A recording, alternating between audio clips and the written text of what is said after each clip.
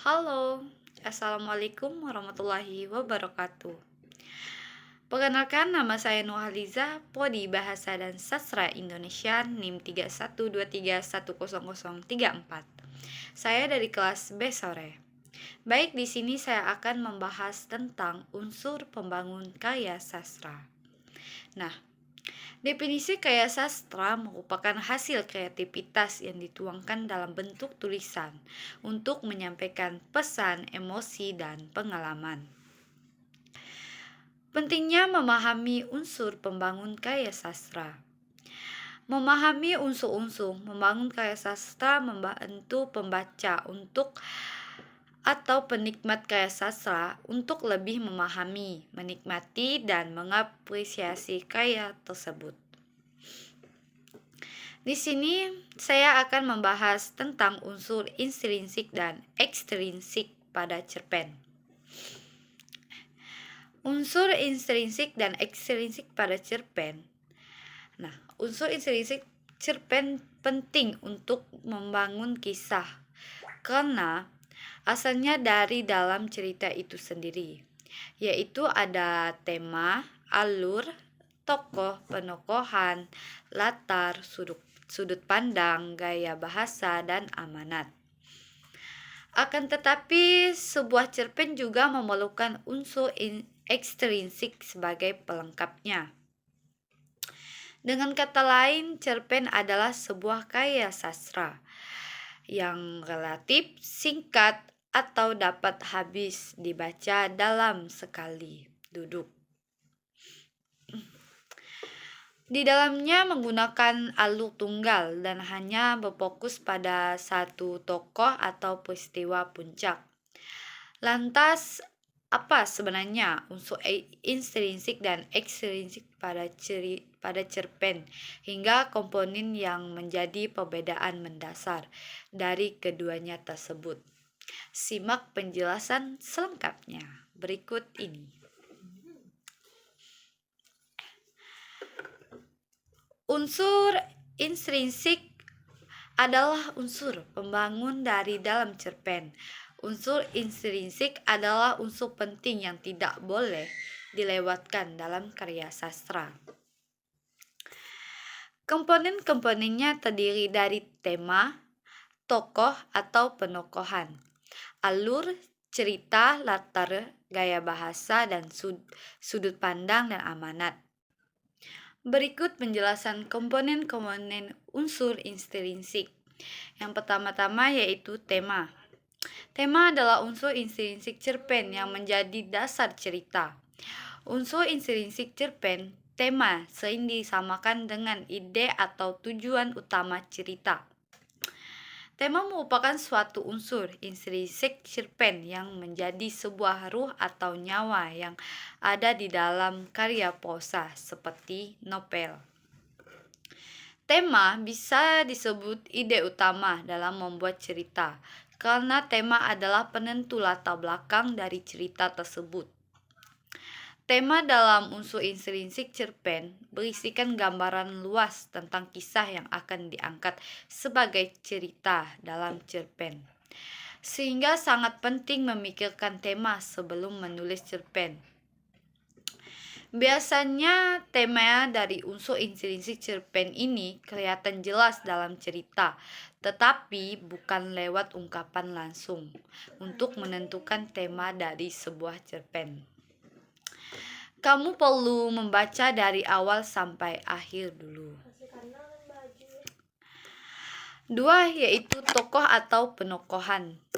Dalam cerpen tentunya ada karakter yang menjadi tokoh dalam cerita.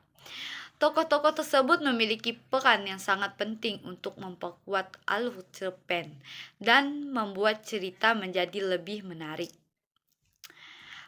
Proses dalam menciptakan karakter atau citra sebuah tokoh dalam cerpen disebut penokohan, yang biasa dikenal sebagai tokoh yang antagonis, protagonis, tritagonis, dan tokoh figuran. Melalui penggambaran dan perilaku tokoh tersebut, maka cerita dapat menjadi lebih dramatis dan menarik untuk dibaca. Tiga yaitu alur cerita. Pengertian alur cerita yaitu pola pengembangan suatu cerita yang terbentuk oleh hubungannya sebab sifatnya kronologis. Contoh alur dalam cerpen antara lain yaitu alur maju, mundur, dan campuran. Tentunya pasti ada latar. Nah, keempat ini adalah latar untuk intrinsik yang membentuk cerpen selanjutnya. Adalah latar atau yang biasa disebut dengan setting. Latar tersebut terbagi menjadi tiga, yaitu waktu, tempat, dan suasana. Nah, yang kelima yaitu sudut pandang. Sudut pandang adalah posisi pengarangnya dalam menyampaikan cerita. Sudut pandang pengarang terdiri dari tiga, yaitu sudut pandang orang pertama, kedua, dan ketiga. Paling sering, pengarang menggunakan sudut pandang orang pertama sebagai tokoh utama dan sudut pandang orang ketiga sebagai sosok sebab tahu segala hal yang terjadi pada keseluruhan cerita. Yang keenam yaitu gaya bahasa, dialog.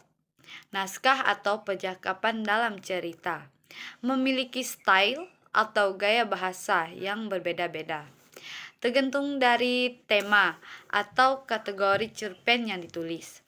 Gaya bahasa memiliki beberapa jenis antara lain.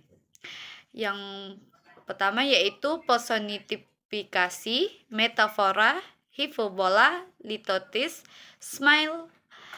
Fungsi dari gaya bahasa sendiri yaitu untuk membuatnya cerita dalam cerpen terasa lebih nyata, real, dan menarik pembaca, serta mempertegas gagasan dalam cerita pendek.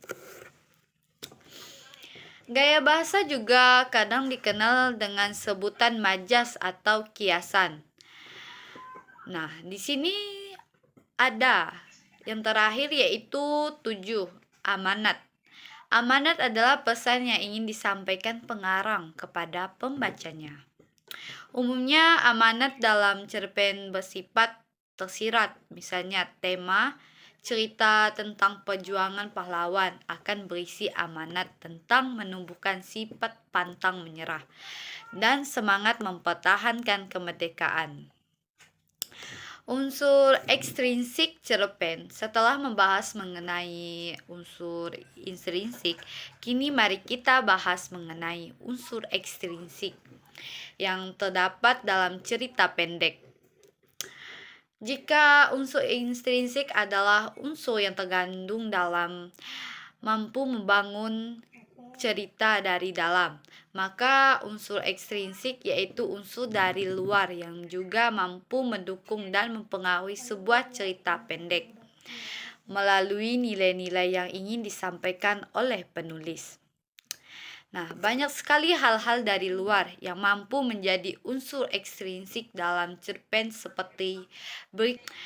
Yang pertama yaitu latar belakang masyarakat dalam sebuah cerpen. Latar belakang masyarakat bisa menjadi penentunya nilai ekstrinsiknya.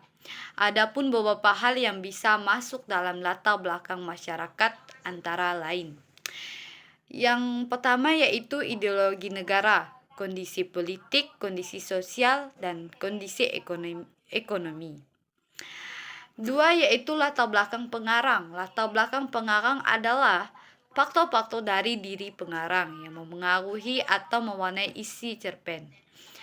Latar belakang pengarang bisa berisi riwayat hidup pengarang, keilmuan, kondisi psikologis, pengaruh atau aliran sastra yang dianut dan sebagainya.